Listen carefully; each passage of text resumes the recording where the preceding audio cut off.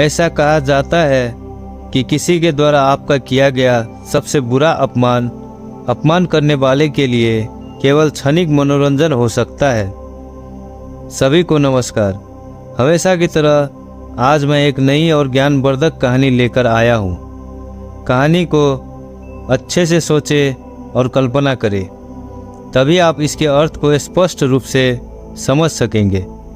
एक बार एक व्यक्ति उस स्थान पर आया जहाँ भगवान बुद्ध थे।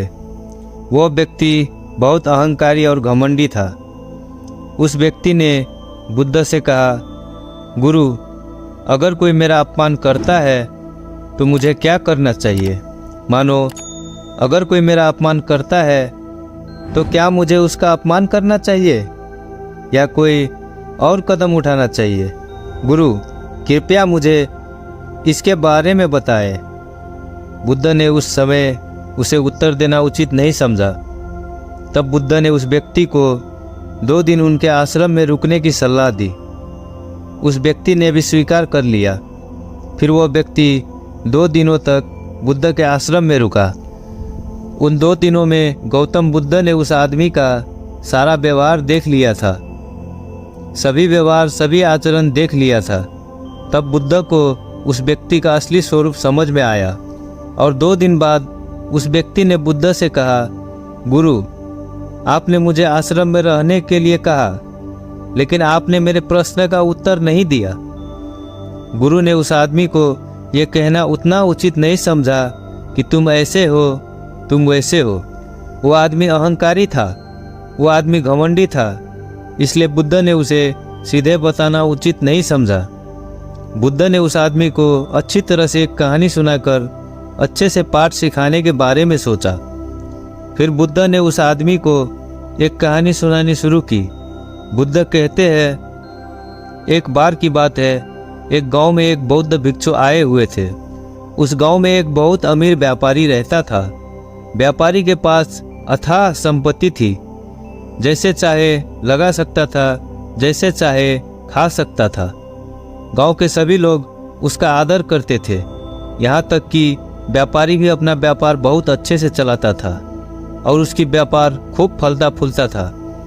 बौद्ध भिक्षु के अपने गांव में आने के बाद यह बात व्यापारी को भी पता चली, तो व्यापारी ने भी उस स्थान पर जाने का निर्णय लिया जहां बौद्ध भिक्षु था, और व्यापारी उस स्थान पर पहुंच गया जहां बौद्ध भिक्षु था। वो बौद्ध भिक्षु के पास गया और गुरु को प्रणाम किया और उसने कहा, गुरुदेव, मैं यहाँ का बहुत बड़ा धनी व्यक्ति हूँ, मेरा यहाँ बहुत सम्मान है, सब लोग मेरी बहुत इज्जत करते हैं। मैं जहाँ जाता हूँ लोग वहाँ खड़े हो जाते हैं। मैं चाहता हूँ कि लोग मेरा ऐसा ही सम्मान करते रहे, मेरा कभी कोई अपमान ना करे, और अगर किसी ने कभी मेरा अपमान कर दिया तो मुझे क्या करना चाहिए? गुरु ने कहा, कल से मैं यहाँ एक प्रवचन दे रहा हूँ, तुम्हें वो प्रवचन रोज सुनने होंगे।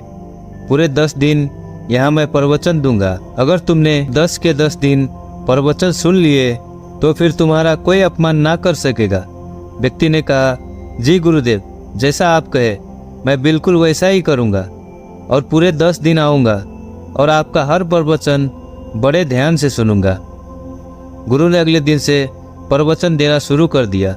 वो व्यक्ति भी वहाँ उपस्थित हुआ और अपने साथ एक बड़ी और ऊंची कुर्सी लेकर आया और उस कुर्सी को गुरु के बगल में लगा दिया। उस कुर्सी पर वो विराजमान हो गया। सभी लोग उस व्यक्ति के सामने खड़े हो गए। उसने सबको बैठने के लिए कहा और गुरु से कहा, गुरुदेव, चलिए अपना प्रवचन शुरू कीजिए, मैं सुनने के लिए तैयार हूँ। गुरु ने कहा, तुम यहाँ से उठो और पीछे जाकर खड़े हो जाओ, जब तक कि मैं न कहूँ मत बैठना। यह बात सुन उस व्यक्ति को बड़ा अजीब लगा, फिर भी वह उठा और पीछे जाकर खड़ा हो गया। गुरु ने अपना प्रवचन देना शुरू किया। बहुत देर हो गई पर गुरु ने उसे बैठने के लिए कहा ही नहीं। उसने गुरु को प्रवचन देते समय रोककर कहा, गुरुदेव, आप कुछ भूल तो नहीं गए हैं? मैं अभी भी खड़ा हूँ। गुरु ने कहा, कोई बात नहीं, तुम अभी खड़े रहो। पूरा प्रवचन समाप्त हो गया पर गुरु ने उस व्यक्ति को बैठने के लिए कहा ही नहीं। सभी लोग गुरु को प्रणाम कर वहाँ से चले गए। वो व्यक्ति गुरु के पास आया और कहा, गुरुदेव, आपने मुझे पूरे प्रवचन के दौरान पीछे खड़े रखा। आपने तो मुझे बैठने के लिए कहा ही नहीं। गुरु ने कहा, कोई बात नहीं, अब तुम जा सकते हो। वो व्यक्ति फिर से अगले दिन गुरु के प्रवचन में आया और अपनी उस ऊंची कुर्सी पर बैठ गया और गुरु से कहा, गुरुदेव, कल का प्रवचन बहुत ही बढ़िया था, आज का प्रवचन शुरू करें। गुरु ने कहा, बिल्कुल, आज का प्रवचन मैं शुरू करूंगा, पर इससे पहले तुम वहाँ पीछे जाकर खड़े हो जाओ और जब तक मैं न कहूँ तब तक मत बैठना। उस व्यक्ति को बहुत अजीब लगा।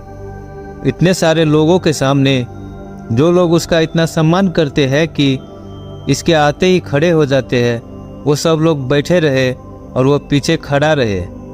फिर भी वो पीछे जाकर खड़ा हो गया। गुरु ने इस बार भी उसे बैठने के लिए नहीं कहा। पूरा प्रवचन समाप्त हो गया। अब वो व्यक्ति बहुत परेशान था। उसे समझ नहीं आ रहा था कि गुरु उसके साथ ऐसा क्यों कर रहे हैं, वो उसे बैठने क्यों नहीं दे रहे हैं। जब वो रास्ते पर चलता तो उसे लगता कि सभी लोग उसे देख रहे हैं, उसका मजाक उड़ा रहे हैं। उसके मन को बहुत ठेस लग रही थी। आखिरकार तीसरे दिन उसने निश्चय किया कि मैं आज बैठकर ही रहूँगा, चाहे गुरु कुछ भी कहे। आखिरकार मेरा भी तो कोई सम्मान है। मैं इस नगर का सबसे धनी और सम्मानित व्यक्ति हूँ। तीसरे दिन वो फिर से गुरु के प्रवचन में पहुंचा और अपनी ऊंची और बड़ी कुर्सी पर बैठ गया। गुरु कुछ कहते इससे पहले ही वो बोला, गुरुदेव, मैं यहाँ एक सम्मानित धनी व्यक्ति हूँ, आज मैं पीछे खड़ा नहीं रहूँगा। गुरु ने कहा, कोई बात नहीं, तुम यहीं बैठो। ये सुनकर वो व्यक्ति बड़ा खुश हुआ। गुरुदेव वहाँ से उठ गए और पीछे जाकर बैठ गए। सब ने उनकी ओर ही मुंह कर लिया और वो व्यक्ति पीछे कुर्सी पर ही बैठा रह गया। ये देख वो व्यक्ति क्रोध में तपने लगा। वो वहाँ से उठकर चला गया और गुरु से बदला लेने के बारे में सोचने लगा। उसने एक तरकीब सोची। वो एक दूसरे गुरु को उस नगर में लेकर आया और उस नगर में उस गुरु के बारे में प्रचार करवाया और ये भी कहा, जो भी इस गुरु से प्रवचन सुनने आएगा उसे एक सोने का सिक्का मिलेगा। उस दूसरे गुरु के प्रवचन शुरू हो गए। वो व्यक्ति गुरु के बगल में एक मुट्ठी और बड़ी कुर्सी पर बैठा। जब लोगों को पता चला कि उस दूसरे गुरु के प्रवचन सुनने से एक एक सोने का सिक्का मिलता है, तो सारे के सारे लोग उस दूसरे प्रवचन में कूद पड़े। वहाँ बहुत भीड़ इकट्ठी हो गई। आसपास के गांव के लोग भी आने लगे।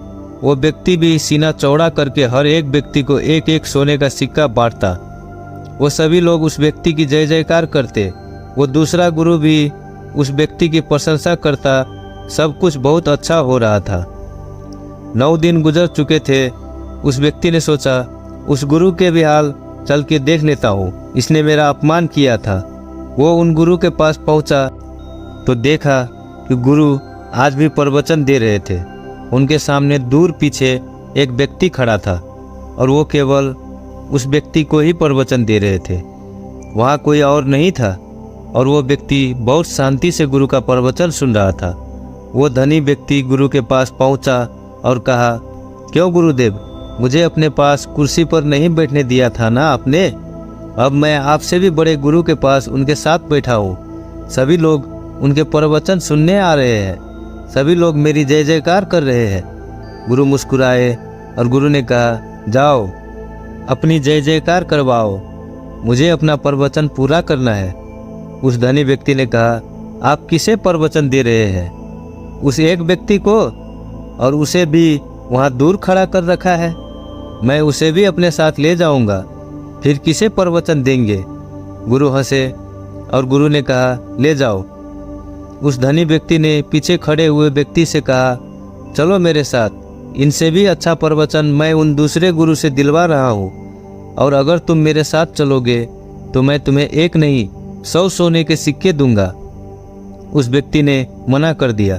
उस धनी व्यक्ति ने फिर से कहा, चलो 1000 सिक्के देता हूँ। उस व्यक्ति ने फिर से मना कर दिया।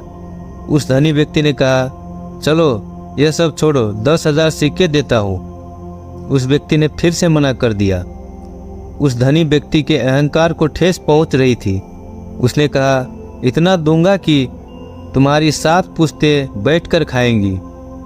जमीन भी दूंगा और 1,00,000 सोने के सिक्के भी दूंगा।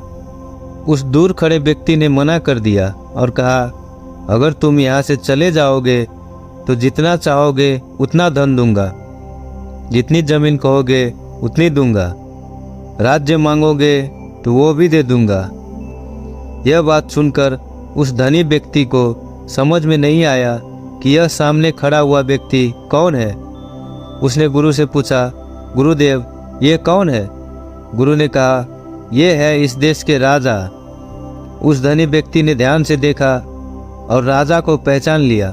वो सीधा राजा के चरणों में गिर गया और कहा, महाराज माफ करें, मैंने आपको पहचाना नहीं था। तब गुरु ने कहा, क्या राजा के चरणों में गिरने से तुम्हारे अहंकार को ठेस नहीं पहुंचती? क्या तुम्हारा सम्मान नहीं घटता? उस व्यक्ति ने कुछ नहीं कहा।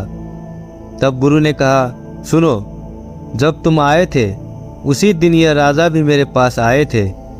इनका प्रश्न भी वही था जो तुम्हारा था। जो मैंने तुमसे कहा था वही इनसे भी कहा था, पर ये अभी तक वही खड़े हैं जहां मैंने भी खड़ा किया था, और तुम वहां खड़े हो जहां तुम खड़ा नहीं होना चाहते थे। तुम्हें तो अपनी प्रश्न का उत्तर चाहिए था और तुम किस खेल में लग गए?